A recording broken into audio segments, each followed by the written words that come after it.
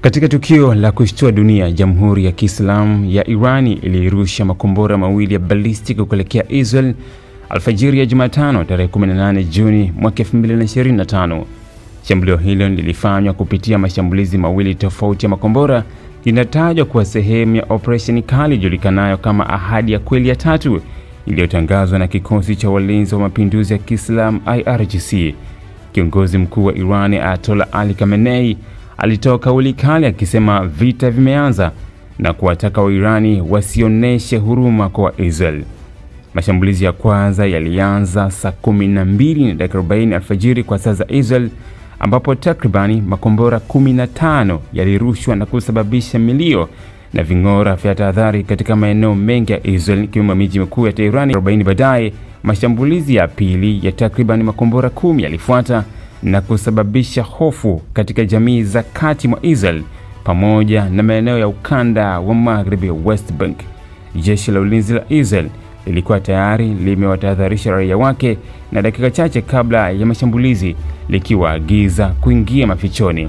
Baada ya kila mashambulizi, IDF ilitangaza kuwa hali imetulia na ilikuwa salama kwa watu kuondoka kwenye hifadhi.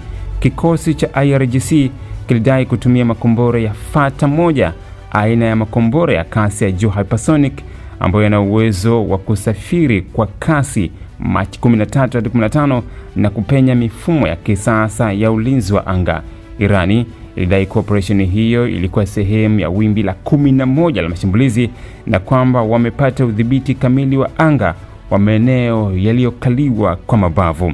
Mbali na makombora, IDF pia iliripoti shambulio la drone lililotokea karibu na eneo la bahari ya Chumvi ambapo ving'ora vya tahadhari vilisikika usiku kucha.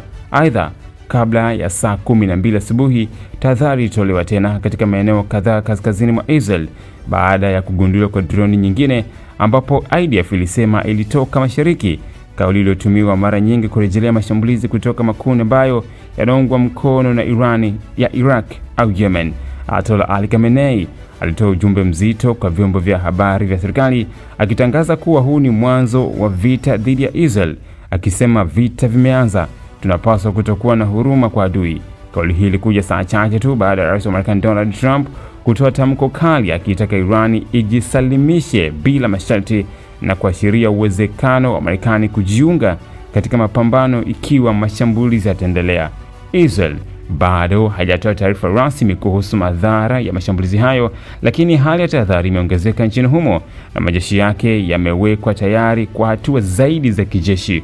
Wakuu wa usalama wa kimataifa na viongozi wa kimataifa wameonyesha wasiwasi mkubwa juu ya kuongezeka kwa mzozo huu, wakihofia uwezekano wa vita vya wazi katika Mashariki ya Kati ambavyo vinaweza kuvuruga usalama wa dunia nzima. Sasa hali bado ni ya wasiwasi mkubwa, huku dunia ikisubiri kuona iwapo hatua zaidi za kijeshi zitachukuliwa kwa pande zote mbili au iwapo diplomasia bado ina nafasi ya kuzuia vita kamili.